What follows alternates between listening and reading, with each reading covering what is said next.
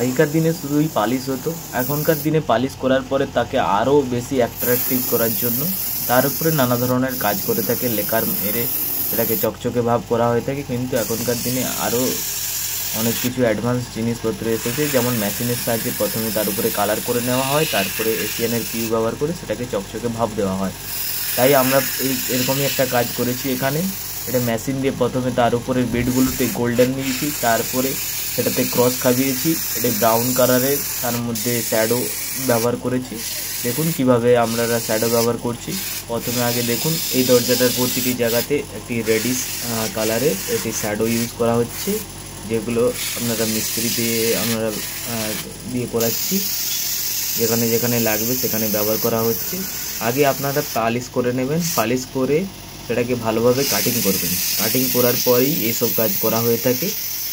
আমরাও সেইভাবে কাটিং করে নিয়েছিলাম। তারপরে গোল্ডেনের কাজ পার্টিরা বেশি একটু ঝলমলে চাচ্ছিল না, একটু সিম্পলের মধ্যে রাখতে বলেছিল, তাই আমরা একটু সিম্পলের মধ্যে এটাকে রাখার চেষ্টা করেছি। শুধুমাত্র গোল্ডেনকে ইউজ করেছি, এছাড়াও এই শ্যাডোটা ইউজ করছি। শ্যাডোটা প্রত্যেকটা বিটে বিটে ঠিকভাবে লাগিয়ে নিচ্ছি, তারপরে এটাকে ইউ দিয়ে আমরা ফিনিশ করব।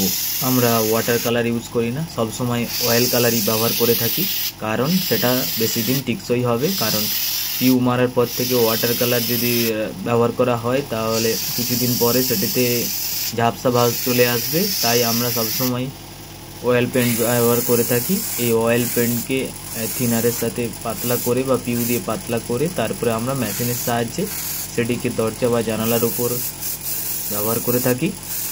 সেটাই আমরা এখানে করছি। আপনারা দেখতে পাচ্ছেন যে কতটা ধীরে ধীরে দরজাটি অ্যাট্রাকটিভ হয়ে উঠছে, এবং শুধু পালিশ এখন মানুষের চোখে লাগে না, তাই পালিশের উপরেও আমরা নানা রকম কিছু করে থাকি। দরজা হয়ে গেছে, এবার জানালার উপরে আমরা এই ব্রাউনটা মেরে দিচ্ছি। ব্রাউন মারার পরে আপনারা দেখতে পাবেন এখানে একটি দরজা এবং দুটি জানালা ছিল। আপনারা দেখুন কেমন হয়েছে, দেখতে খুবই সুন্দর লাগছে। এটা পিউ মারার পরে আরও বেশি অ্যাট্রাকটিভ আপনাদের সামনে হবে, সেটাও তুলে ধরবো আপনাদের।